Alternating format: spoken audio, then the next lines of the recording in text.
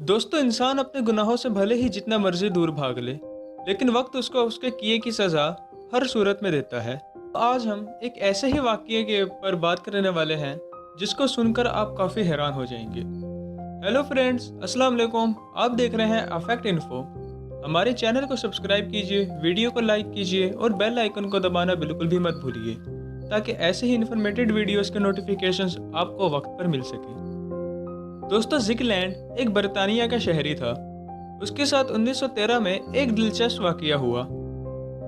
दोस्तों, जिगलैंड ने 1893 में अपनी गर्लफ्रेंड के साथ एक संगीन मजाक किया।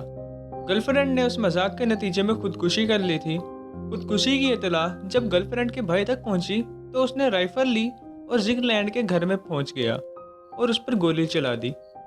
लेकिन दोस्तों, जिगलैंड उस वाकये में बच गया, क्योंकि जिगलैंड के सर के करीब गोली गुजरकर दरख्त में लग गई।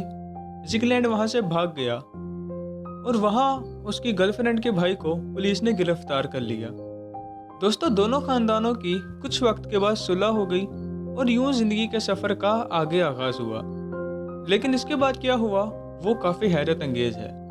दोस्तों, इस वाकये के 20 साल के बाद यानी 1913 में जिगलैंड ने उस दरख्त को काटना शुरू कर दिया।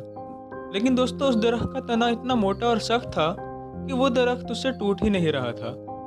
तो फिर उसने दरख्त को गिराने के लिए उसकी जोरों में डायनामाइट लगा दिया, जिससे कि एक जोरदार धमाका हुआ जिसने कि पूरे दरख्त को ही हिला कर रख दिया और उस तने में छुपी हुई गोली उड़कर जिगलैंड के सर पर आ गई और उसकी वहीं पर ही मौत हो गई। दोस्तों, ये वही गोली थी जो कि जिगलैंड की गर्लफ्रेंड के भाई ने उस वक्त उसके ऊपर चलाई थी, और वही गोली 20 साल के बाद जिगलैंड को वापस आकर लग गई।